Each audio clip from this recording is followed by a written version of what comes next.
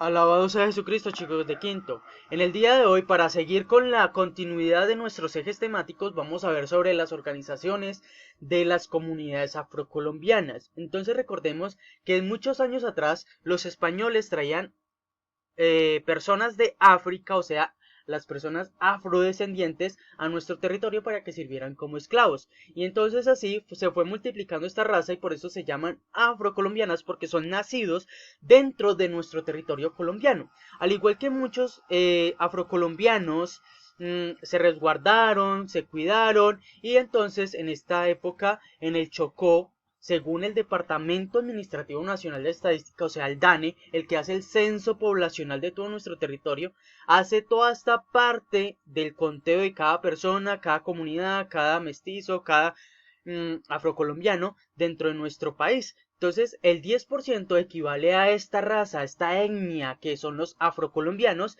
y el 82% de esa etnia se alberga en el Chocó, en el departamento del Chocó, al igual que en el archipiélago de San Andrés, y recordemos que en el Valle del Cauca hay una parte, un municipio que se llama Buenaventura, donde también está una gran parte de esta etnia afrocolombiana, que son muy importantes para nuestra región pacífica, porque de ellos aprendimos muchas recetas gastronómicas, aprendimos lo que son las cocadas, por ejemplo, en los que han ido al Caribe, ven a las señoras de color, que son afrodescendientes con sus frutas en la cabeza, se les llaman palenqueras, perdón, y se les llaman palenqueras, entonces ellas ayudan a una gastronomía espectacular. Su mayor plato o su mejor comida son el pescado y los productos de mar. Entonces ellos saben cocinarlo, ellos saben prepararlos. Igualmente el arroz con coco, que es un plato típico de esta región pacífica,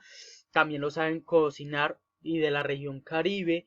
Las carimañolas, lo que es la cocada, que es muy particular en toda esta región vallecaucana también.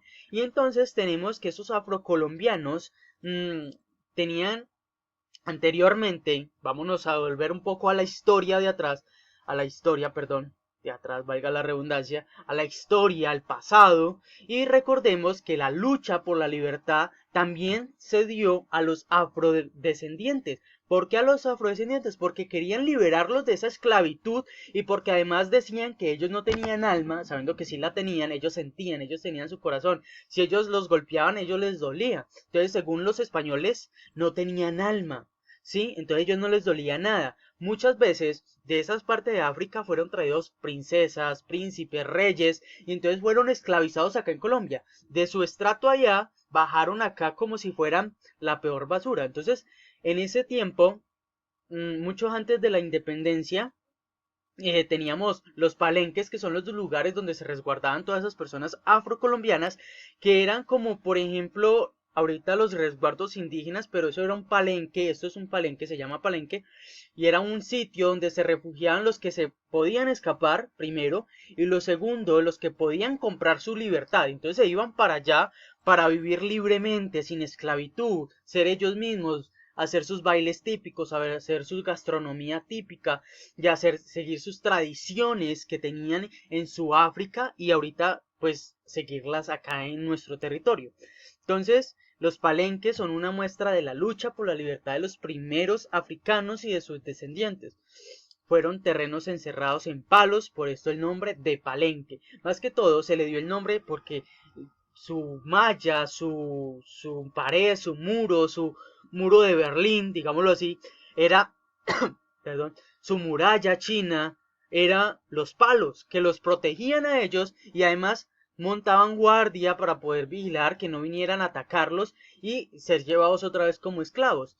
Entonces, se definen como poblaciones conformadas por esclavos que huyeron durante la colonia, surgieron en todos los territorios de América, donde los esclavizados optaron por resistirse a esta condición. Muchos de esos, como ahorita vemos, hay revoluciones, hay protestas por sus derechos. Ellos, eso era su forma de protestar, yéndose o huyendo de los españoles, de la esclavitud, de los trabajos forzosos, del maltrato que ellos les daban, para refugiarse dentro de un territorio que ellos pudieran ser libres, ¿sí? El primer palenque es el palenque Palenque de San Basilio, ubicados en los Montes de María, corregimiento del departamento de Bolívar, o sea, allá donde está Cartagena, en Bolívar. Ese era el primer resguardo que tenía esos afrodescendientes y podían resguardarse allí, ¿sí? También existieron palenques desde finales del siglo XVI hasta los principios del siglo XIX en Santa Marta, La Guajira, Antioquia, Valle del Cauca, Chocó, Bolívar, las sabanas del Caribe, incluso en Cundinamarca también hubo palenques. En lo que actualmente corresponde, los esfuerzos organizativos de los palenques generaron a partir de la resistencia. Ellos pusieron mucha resistencia, como les dije, es una forma de protestar, ¿sí? Entonces tenemos también las estrategias organizativas sociales que crearon los mismos de esa comunidad afrocolombiana para resguardarse, que eran los cuagros, la participación en el proceso de la independencia, ¿sí? Tenemos esa parte. Esperemos un momento que...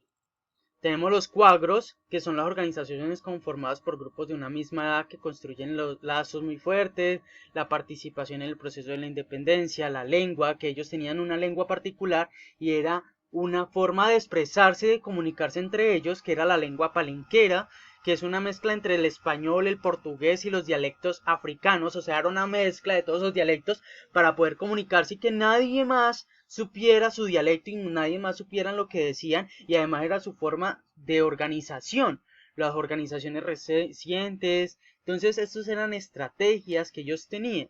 En la siguiente página tenemos las organizaciones afrocolombianas en el siglo XX y XXI, que eran las primeras organizaciones afrocolombianas contemporáneas. Tuvieron como principales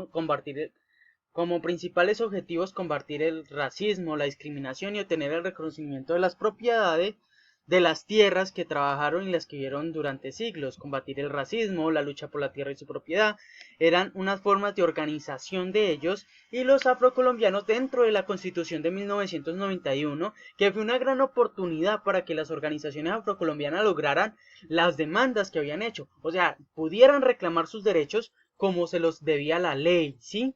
Entonces,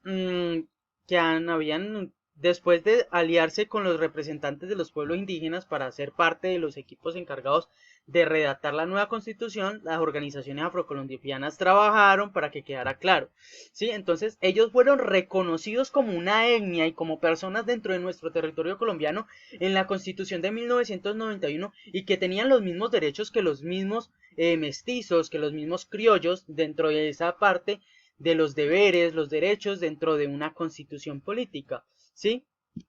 Aquí tenemos la ley 70 o ley de las comunidades negras, que fue una de las partes de las que se conformaron para poder hacer que los derechos de los afrocolombianos se mantuvieran y estuvieran intactos, y que se hicieran respetar y se hiciera justicia, como se dice, ¿cierto? Entonces voy a explicarles el taller. Entonces la primera es leer el texto que está acá, con los caminos de la libertad, y van a responder las siguientes preguntas. Son 3 preguntas de esa pregunta número 1. En el 2 están que son los cuagros. En la 3, porque los independentistas, ustedes van a responder según su libro. Es muy sencilla el taller de hoy, son 4 preguntas, y espero pues las preguntas, cualquier cosita, me escriben en el... nos vemos cuando el lunes. Cualquier pregunta, duda que tengan, me la preguntan el lunes, listo. Espero que estén muy bien, chicos. Nos vemos.